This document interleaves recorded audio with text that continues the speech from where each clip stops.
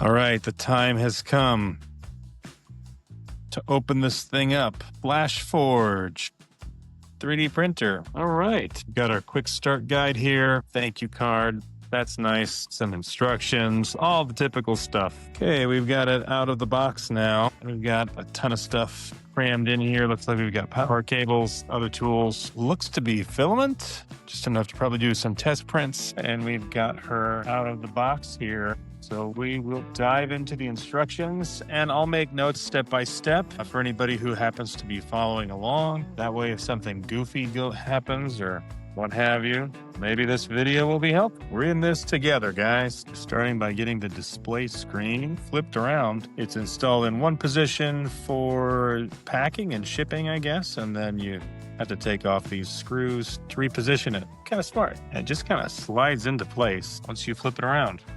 Yeah, that's a better shot of it right there. It's in there pretty firm. There's just some little plastic tabs that slide into the metal. All right, now you have to install the spool holder, and this goes in the back. And they give you two very clear arrows pointing to where it's supposed to go.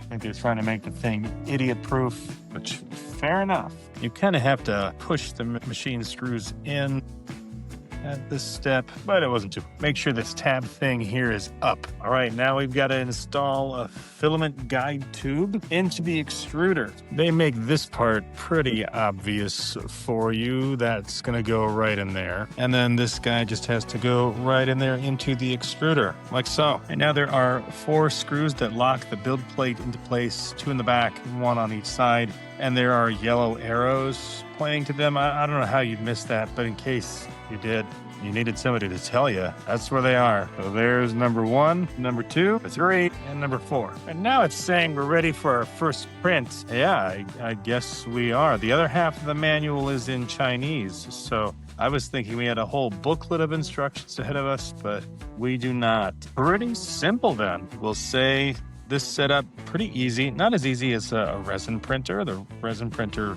was a little bit easier. And I've also set up a laser cutter, and that was by far more complicated than this. All in all, this took me about 15-20 minutes to get to this stage. All right, so good luck with this.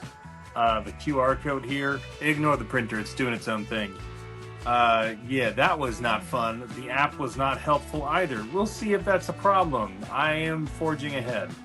I have downloaded the Orca Slicer, and we're just gonna see if we can, make it work. So we're gonna get our filament out, and we've got to guide it through this tube. Yeah, there we go. I need to see it come through the other. That's this guy right here, and we can see it's come through. All right, and on here, we will just hit load. It's gonna preheat, and yeah, let's see what happens. Okay, well, we've got some goo, but there's a test print, so we're just gonna go with it. Okay, there's some residue on here that we've got to get off, and now we have to put on some 3D printing adhesive. Just with this little guy here. All right, now we're ready to print. So from the home panel, we'll just touch print, and let's print one of those boats. Sweet. As you can see, we have nothing, and that is because the filament just didn't get fed through. Okay, I canceled that print pretty quickly, so we'll try it again here.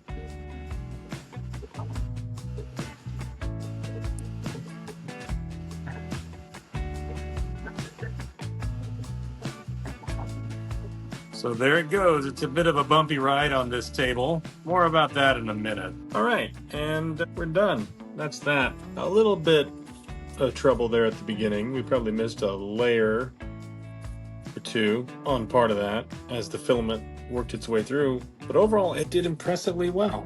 All things considered, I kind of was expecting it to be, I don't know, a little worse because it was shaking a lot. This table is not the most sturdy, but surprisingly, it's actually pretty smooth. The layer lines are obviously there, but I was expecting stuff to be all over the place. This is actually pretty impressive, I gotta say. Something more detailed might not have worked out so well, but yeah, all in all, it worked great. I will say again, ignore the app and all that stuff. Download their slicer instead, and you can use a USB flash drive.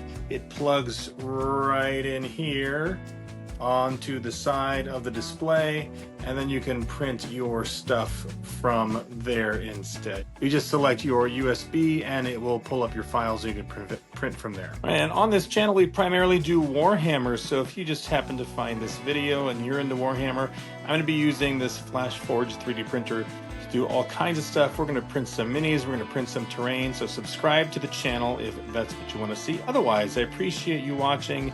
Leave a like, leave a comment. I'll see you all in the next one. Peace.